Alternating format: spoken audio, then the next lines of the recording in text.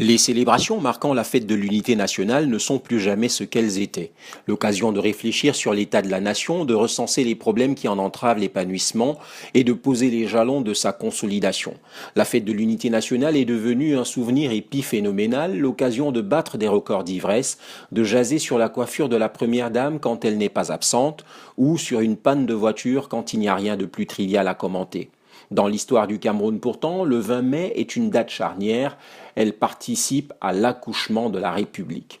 C'est le référendum du 20 mai 1972 qui avait consacré l'unification des Camerouns anglophones et francophones, le même qui avait mis un terme à 11 ans de fédéralisme, de lourdeurs administratives, d'empilement des gouvernements et de difficultés de gestion.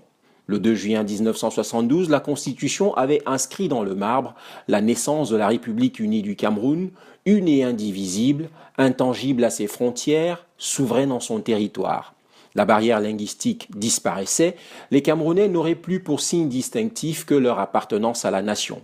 Dans la foulée dès 1975, une politique de quotas ethniques allait être mise en place. Elle visait alors à permettre à toutes les sensibilités de la République d'accéder à l'ascenseur social et de participer ainsi, ensemble, à un développement régional équilibré. Rendu en 2016, il ne faut pas craindre de dire que l'unité nationale est au moins fissurée. La politique de l'équilibre régional a fait la preuve de toutes ses limites.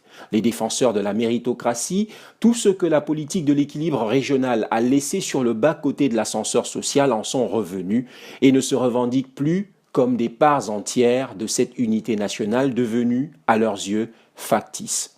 Mais ce n'est pas la seule raison.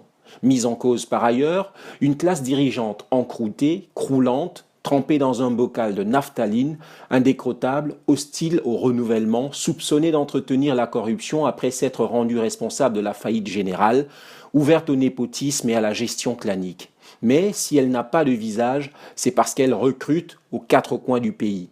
Mis en cause aussi une succession de chocs économiques mal amortis qui ont lourdement contribué à l'abaissement du niveau de revenus, confinant une partie de la population à la misère et à la survie en face d'une oligarchie obèse de son opulence, arrogante de son train de vie.